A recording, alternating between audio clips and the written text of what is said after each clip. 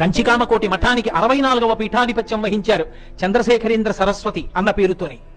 ఆయన ఒకానొకప్పుడు తంజావూరులో కూర్చునుండగా వాదన చేస్తామని కొంతమంది వచ్చారు ఆయన దగ్గరికి.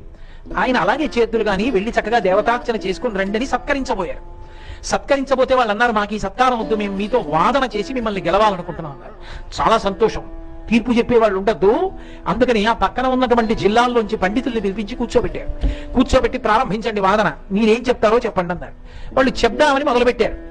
మొదలుపెట్టి ఆయన వంక చూశారు, జ్ఞాపకం రాలేదు, ఏమీ జ్ఞాపకం రాలేదు. ఆఖరికి వాళ్ళు అక్కడ కూర్చున్న వాళ్ళలో పెద్ద ఆయన దగ్గరికి వెళ్ళారన్నారు, అయ్యా మాకేమి జ్ఞాపకం రావట్లేదు, మాట రావట్లా, ఏది కారణం ఏమిటంటే అదిగో ఎదురుగుండా కూర్చున్నటువంటి చంద్రశేఖరేంద్ర సరస్వతి 64వ పీఠాధిపతి, నడిచే దేవుడిని పేర్గాంచిన మహాపురుషుల గురించి చెప్పట్లేదు నేను. ఆయన ఒళ్ళో చంటి పిల్ల పడుకుంది, చిన్న పిల్ల, నువ్వు అక్కడ ఉందే అలా ఉంది, పడుకుని చూస్తోంది.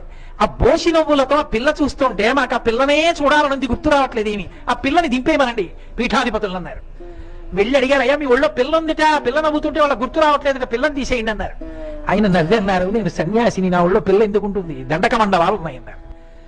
అంటే అసలు ఆయన మాట్లాడవలసిన అవసరం లేకుండా కామాక్షి పరదేవత చంటిపిల్ల రూపంలో వచ్చి ఆయన ఒళ్ళో పడుకుంది. ఆమె నవ్వులకు జ్ఞాపకం రాలేదంతే, అనుగ్రహించేసింది.